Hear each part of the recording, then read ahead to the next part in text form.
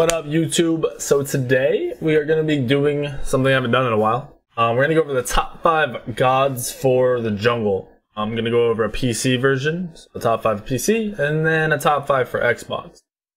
I do plan on doing this for every other role in the coming weeks. I want to go ahead and get back into it with jungle. You know, that's what I do, it's what I'm used to.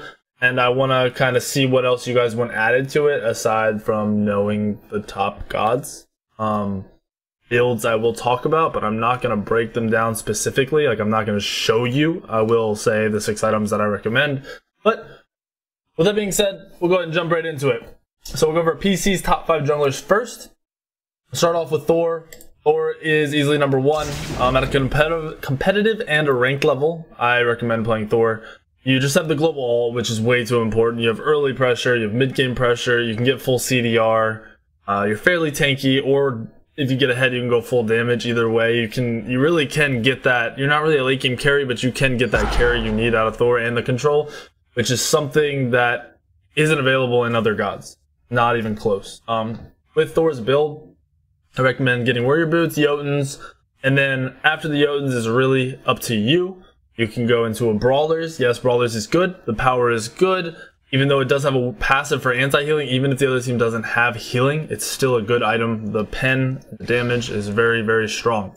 You can, instead of going brawlers, you can go defense. You can get your breastplate of valor and cap out on CDR. You can go spirit's robe if they have a lot of mixed damage, both physical and magical. But really, you're just looking for pen, a little bit of defense, and some maxing CDR. Maxing CDR is way too important. For actives, you're looking at beads and possibly teleport. Being able to initiate a fight, run out, to hammer throw out, back, and then teleport back in is amazing. People undervalue it. Andinster, I think, is one of the first people I ever saw do that, and I didn't understand why at first, but on Thor, it's really, really ridiculous. You usually don't need a second active on Thor. In some cases, you might want to get Aegis over teleport if you're just unable to get out of the team fights, but those are really your options you're looking at. Now, second on the list for PC's top junglers, Humbats. I think Humbats is just another version of Thor, minus the early game pressure. So Humbats comes online really at level 5, your early game sucks, but the situation is the same. You're looking for the control, you have a lot of damage, you have carry potential while you're not necessarily automatically a late game carry. If you get ahead, you can really easily become a carry.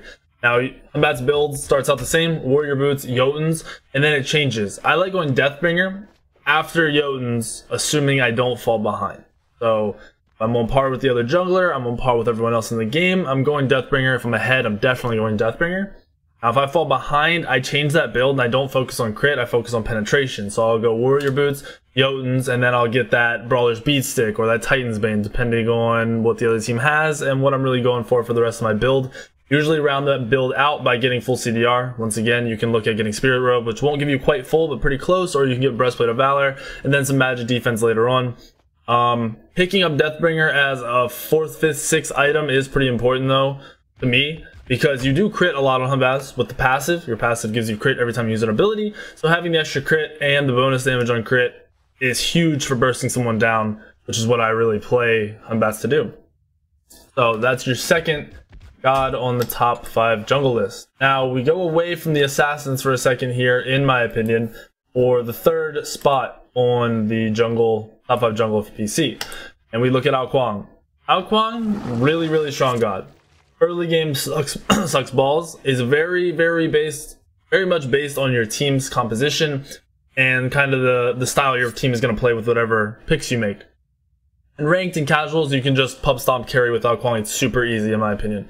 In competitive, it's a little bit different. In the early stages, your team really has to be there doing the damage with you so you can get your ult off on those targets, but you can focus the tanks, the supports early. You can kill solo lanes very easy with Ao Kuang. Solo lanes never have beads, so you really want to focus on those people without beads early in. Build with Ao Kuang can be seen on Smite Junkies, but it is mage boots, the pen boots, into, I like to go poly or pen. And then 3rd item, you pick up the opposite. So warrior boots, poly, and then pen, your first 3 items. Then I go right into Soul Reaver because you're looking to burst somebody down. You're not looking for a ton of sustained damage. So you get that Soul Reaver online 4th. Then I pick up a Rod of Tahuti as my 5th item. And the 6th item is situational. You can get more CDR. You can get more damage. If you're super far ahead, I like to go Spear of Desolation. That 6th item is really just your preference. it won't really change the build up too much, because by the time you finish Rod, you will have that one-shot build online. Now, for the fourth god, we will jump back to Assassins, and we're going to look at Awilix. Awilix has seen a lot more play in the competitive scene now. A lot of this is because of the extra bans. You can ban out a lot of junglers over the course of 8 bans between 2 teams. It's kind of ridiculous. And also just Awilix's counterplay. When you're late game, when you're picking Awilix 4th and 5th in a draft, you can counterpick the Hunbats, you can counterpick the Surkets, you can counterpick the Neaths, the Hoyis, the things that have jumps. Awilix is very well against them, especially when you pair Awilix with a Geb, a Sobek, things with Pluck, Guaranteed, Knock Up, stuff like that. That's really strong. Awilix did, in my opinion, become a lot better with the Hydra's buff. I'll talk about that right now when we go into the build. So you have Warrior Boots, you have Jotuns, that's your first 2 items. Third item, I love to go full ability-based Awilix. 100% ability based. I don't like going attack based. I don't like going stone cutting sword. I don't like any of that stuff. I like going Warrior Boots, Jotuns, Brawler's Beatstick, Hydras, Titans, or not Titans Bane, so yeah, Titans Bane. So you got Warrior Boots, Jotuns, Brawler's Beatstick, Hydra's Lament, which is the item that every time you use an ability, you can auto attack for extra damage.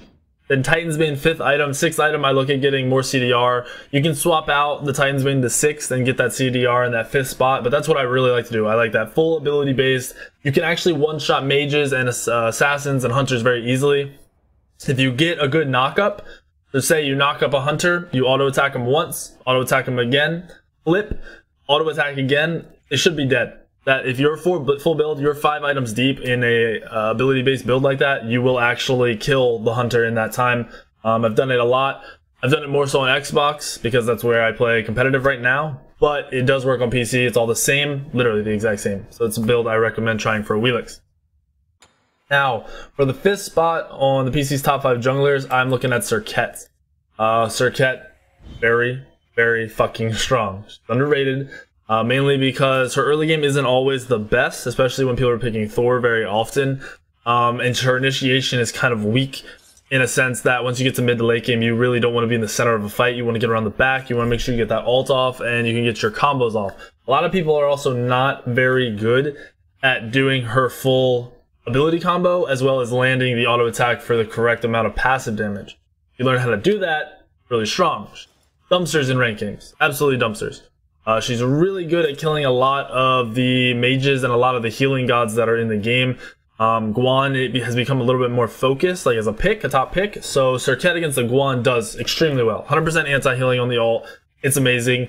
The poison can bounce if you use it correctly and you kill that target. And I think with her recent buffs, people haven't realized her potential's back. Like, she's there. She's a top 5 pick. She's very strong. She will be coming into the meta. I would be shocked if she just doesn't start getting picked all the time. If people ban Awilix, especially, you will see Surket more. Now we'll go ahead and jump over to Xbox top 5 real quick. It doesn't change too much. The top 5 gods are really the same in my opinion.